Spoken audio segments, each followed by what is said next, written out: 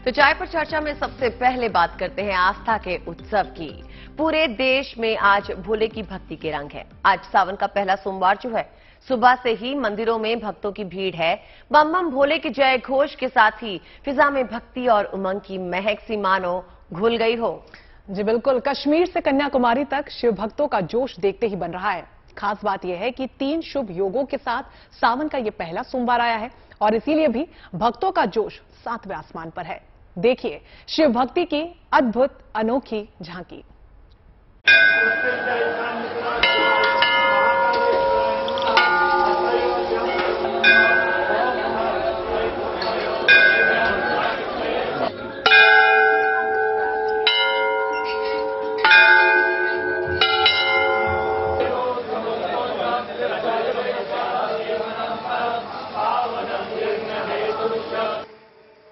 तीन शुभ योगों के साथ आया सावन का पहला सोमवार। तो बोल बम के जयकारों से गूंज उठे बाबा के धाम। आस्था से सराबोर ये तस्वीरें भोलेनाथ के 3 पवित्र धामों की हैं, जहां सावन के पहले सोमवार के मौके पर जलाभिषेक के लिए भक्तों का सैलाब उमड़ पड़ा। चाहे वाराणसी का काशी विश्वनाथ धाम हो या देवघर का बैद्यनाथ धाम या फिर उज्जैन का महाकालेश्वर मंदिर, भक्तों का जोश देखते ही बनता था। क्या बच्चे, क्या बुजुर्ग, क्या महिलाएं, हर कोई शिव भक्ति में डूबा नजर आया। कोरोना महामारी के करीब 2 साल बाद जब मंदिरों के कपाट भक्तों के लिए पूरी क्षमता के साथ खोले गए, तो देश भर के शिवालयों में शिव भक्तों का तांता लग गया। वाराणसी का काशी विश्वनाथ मंदिर भी इस मौके पर भक्तों से गुलजार नजर आया, जहां काशी विश्वनाथ कॉरिडोर बनने के बाद ये पहला मौका था जब भक्त गंगाजल लेकर सीधे गंगा घाट पर बने गंगा द्वार से होते हुए विश्वनाथ मंदिर पहुंचे। इससे श्रद्धालुओं की खुशी का ठिकाना न रहा।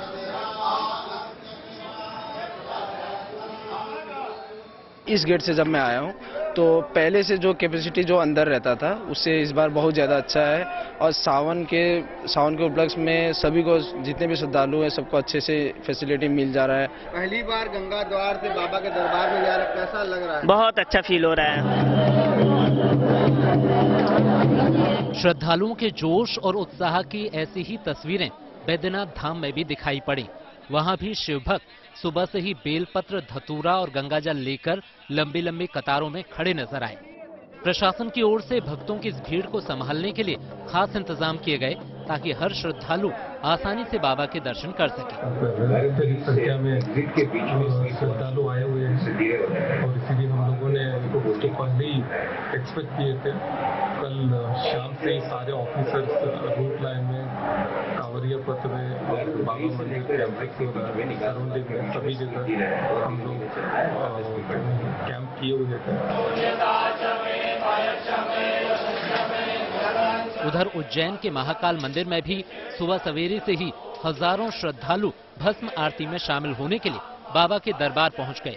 लेकिन भस्म आरती से पहले बाबा महाकाल का दूध, दही, घी, शक्कर और शहद से अभिषेक किया गया और उसके बाद बाबा का विशेष श्रृंगार किया गया, जिसे देख भक्तों के चेहरे खुशी से खिल उठे।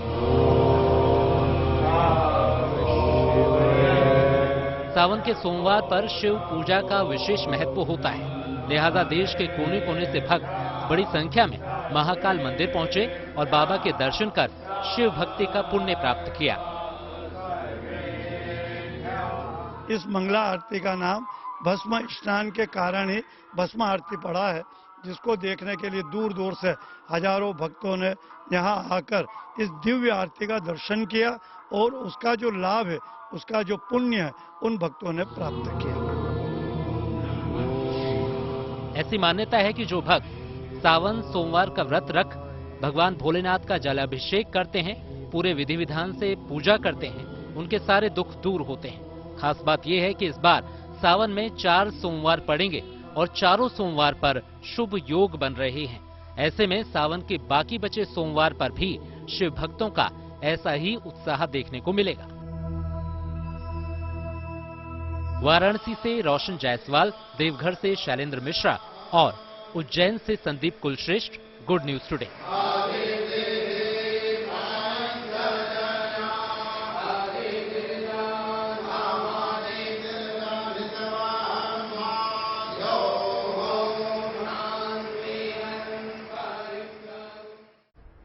देखिए, सावन का पहला सोमवार है तो आज ठीक 6 बजे मैं आपको 12 ज्योतिर्लिंगों के दर्शन करवाऊंगी। और अब शिव भक्तों के लिए गुड न्यूज आई है। अंबाला में डाक विभाग शिव भक्तों को इस साल घर बैठे ही पवित्र गंगा जल उपलब्ध करवा रहा है, ताकि सावन के दौरान या सावन के महीने में जो श्रद्धालु किसी कारणवश गंगा जल लाने नहीं जा सकते, वो आसानी से गंगा जल हासिल कर ले। किस प्रकार करना है वो श्वेता बताएंगी। बिल्कुल, आपको बता दें कि अंबाला में मंदिरों के बाहर स्टॉल्स लगाए गए हैं बाकायदा, जहां भक्त गंगा जल की बोतल खरीदकर औगरदानी का जलाभिषेक कर रहे हैं, अपनी आस्था के पुष्प उनको अर्पित कर रहे हैं।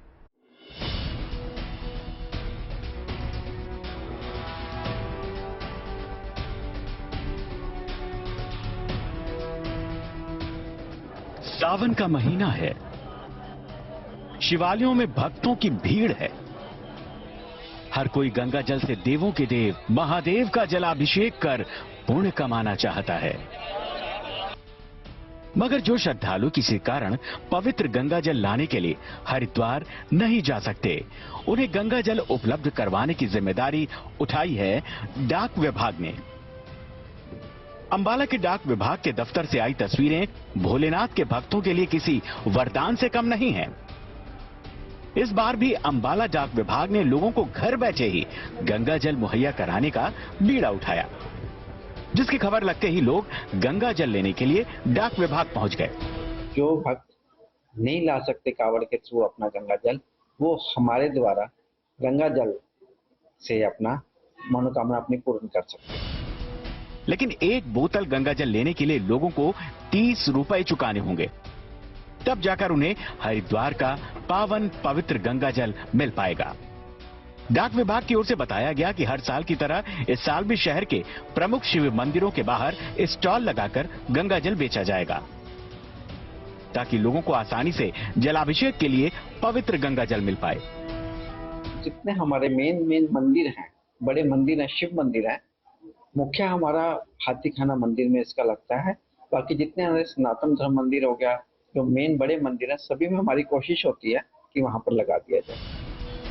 कोरोना के कारण बीते 2 साल से मंदिरों के कपाट शिव भक्तों के लिए पूरी तरह नहीं खुले थे, लेकिन इस बार पूरी क्षमता के साथ मंदिरों के कपाट खुले हैं, तो शिव भक्तों का तांता मंदिरों में लग गया है। ऐसे में डाक विभाग ने उम्मीद जताई है कि पिछले साल के मुकाबले इस साल ज्यादा से ज्यादा संख्या में लोग उसकी इस सुविधा का फायदा उठाएंगे। अंबाला से कमलप्रीत सभरवाल के साथ bureau report, good news today.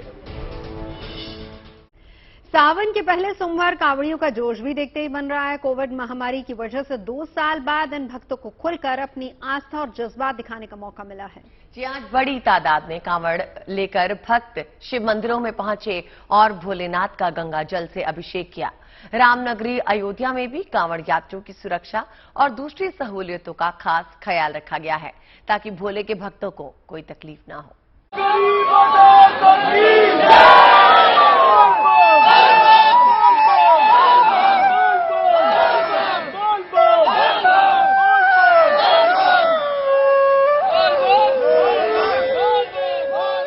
Sawan के पहले सोमवार पर बाबा गरीबनाथ की नगरी में उमड़ा आस्था का सैलाब।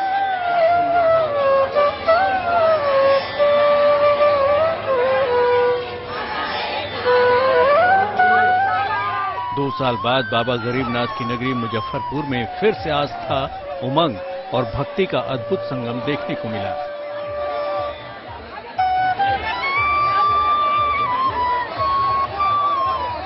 यहां सावन के पहले सोमवार को जलाभिषेक करने के लिए रविवार की देर रात से कांवड़ियों का रेला लगने लगा। बोलबम और हर हर महादेव के जय घोष से समूचा वातावरण शिवमय हो गया। बाबा के जलाभिषेक के लिए गेरुआ वस्त्र धारण किए कांवड़ियों का जत्था पहलेजा घाट से पवित्र गंगा जल लेकर पहुंचा। बहुत खुशी हो रहा है, अच्छा लगा हमें, बहुत खुशी की बात है।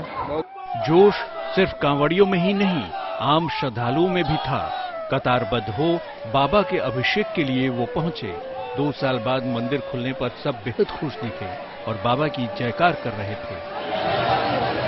बहुत खुशी हो रही बाबा गरीबनाथ के दरबार में, बहुत खुशी हो रही है हम लोग का। बहुत ही अच्छा लग रहा है। इस बार ऐसा लग रहा है कि मुजफ्फरपुर बाबा की नगरी जलमग्न हो गई है। कांवरियां का भीड़ बहुत सारा जम गया है। 2 साल के बाद मौका मिला है बाबा से दर्शन करने का, इससे बहुत खुशी है।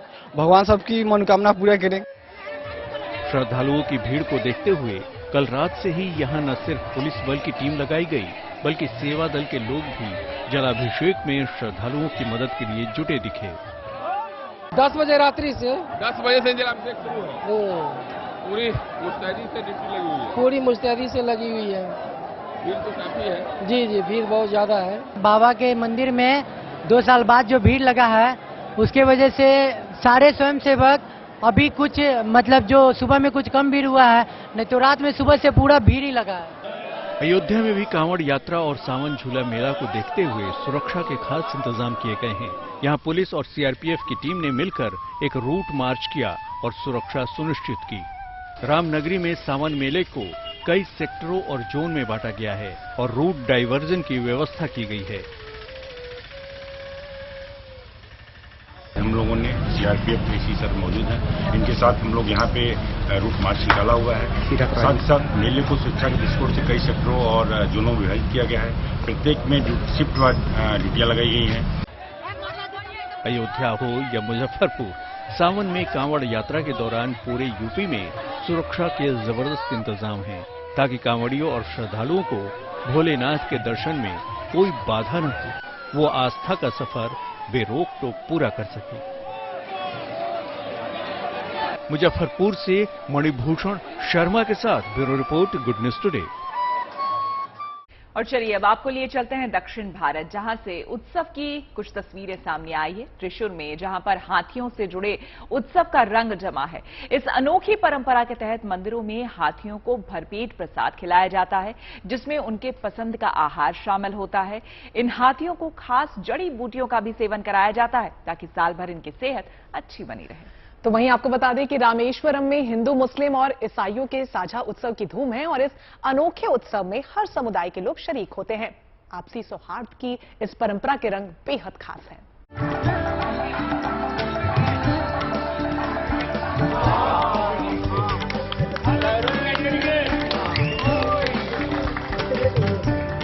उत्तर भारत में शिव की साधना का सावन चल रहा है, तो केरल के त्रिशूर का ये मंदिर आस्था की अनोखी परंपरा से साक्षात्कार कर रहा है।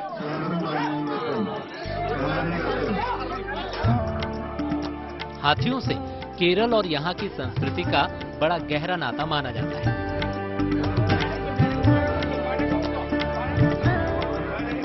हर साल वकुंठनाथन मंदिर हाथियों के ऐसी ही कतारों से सजा नजर आता है।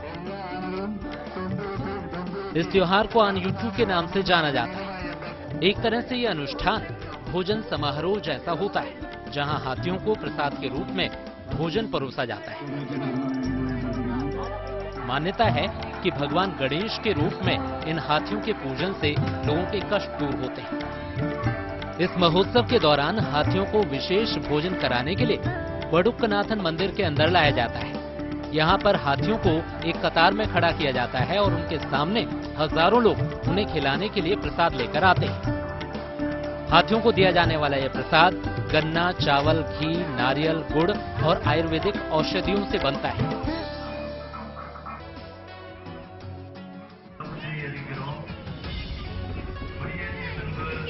उत्सव की अनोखी परंपरा का रंग केवल त्रिशूर में नहीं है, रामेश्वरम भी इन दिनों अनोखे पर्व का आनंद ले रहा है। यहाँ मनाया जाने वाला त्योहार रामेश्वरम में कौमी एकता का सबसे बड़ा उदाहरण माना जाता है। ये पर्व केवल एक समुदाय विशेष का नहीं है, बल्कि हिंदू, मुसलमान और ईसाइयों की साझा विरासत है। यहाँ इस अनूठे उत्सव का श्री गणेश मंदिर में ध्वजारोहण के साथ हुआ। ये पर्व रामेश्वरम की विरासत की पहचान है। ये त्योहार हिंदू, मुस्लिम और ईसाई मिलकर मनाते हैं। इस समारोह में आसपास के मछुआरे बड़ी संख्या में हिस्सा लेने पहुंचते हैं। ये पर्व यहाँ 9 दिनों तक मनाया जाता है। इस पर्व का सबसे खास आयोजन 24 तारीख को होगा। इस खास आयोजन में दूर दूर से भारी तादाद में लोग पहुंचेंगे। जाहिर है, भारत के उत्सव का एक रंग ये भी है जिसमें सब कुछ बेहद खास है और यहाँ निभाई जाने वाली परंपराएं उतनी ही अद्भुत हैं। Bureau report, good news today. और चलिए तेलंगाना लिए चलते हैं और बोनालू उत्सव के रंग आपको दिखाते हैं। सरकार की तरफ से इस उत्सव के लिए सुरक्षा के पुख्ता बंदोबस्त कर दिए गए हैं। उज्जैन महाकाली के रूप में पूजा इस त्योहार में की जाती है। इस महीने तक राज्य में अलग अलग आयोजन भी किए जाते हैं। और क्या कुछ होता है खास, नवजोत? देखिए, बड़ी तादाद में लोगों ने इस त्योहार में हिस्सा लिया। बोनालू उत्सव मनाने की परंपरा 250 साल पहले शुरू हुई थी और इस उत्सव के पीछे एक अनोखी मान्यता भी है। दिखाते हैं आपको।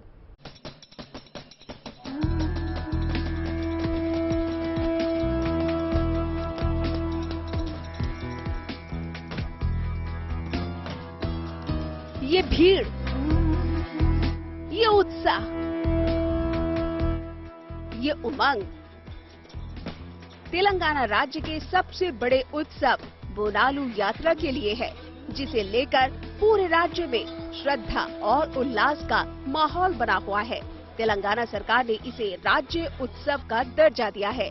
महीने भर चलने वाले इस उत्सव में उज्जैन मां काली की पूजा अर्चना करने की परंपरा है।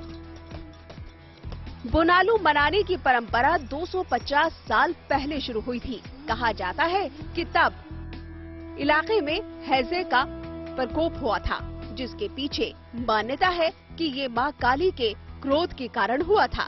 इस पर तब उन्हें बोनालू पेश किया गया और तभी से इसने परंपरा का रूप ले लिया। इस त्योहार को बड़े पैमाने पर मनाया जाता है। इस दिन महिलाएं सुबह से इसकी तैयारी में जुट जाती हैं। कई तो छोटी बच्चियां भी इसे करती है। ओनम महाकाल को समर्पण करते हैं। इसमें परमान्नम और दही होता है। इसमें महाकाल माँ बहुत पसंद करती है। नहा के सब पूजा करते, घर में पूजा करने के बाद बकरियों को ये करते, बोनम ये करने के बाद बकरियों को काटते, उसके बाद बोनम लेके घर से निकलते, मंदिर में आते। वैसे तो बोनालू यात्रा का आयोजन पूरे देश में होता है, जहाँ जहाँ तेलुगु भाषी लोग रहते हैं, लेकिन तेलंगाना सरकार की मंशा है कि इसे पूरे देश में मान्यता मिले। अभी तेलंगाना में जो बोनालू चल रहा है ये बड़े पैमाने से चलता। गोलकोंडा से स्टार्ट होता, लास्ट मंथ 30 को स्टार्ट हुआ, आज कल यहाँ रहेगा, फिर नेक्स्ट संडे मंडे पूरा हैदराबाद सिटी, ओल्ड सिटी सब जगह में रहेगा। तो ये बोनालू यात्रा तेलंगाना में बहुत बड़ा फेस्टिवल है। मगर आज अपने हिंदुस्तान में और विदेशों में, अमेरिका, लंदन, ऑस्ट्रेलिया, दुबई में भी बोनालू करते हैं। खास बात यह है कि ये पर्व सावन महीने में ही मनाया जाता है। इस दौरान सुरक्षा के पुख्ता इंतजाम भी देखे जा सकते हैं, ताकि इस त्योहार में कोई खलल ना पड़े। Bureau report, good news today.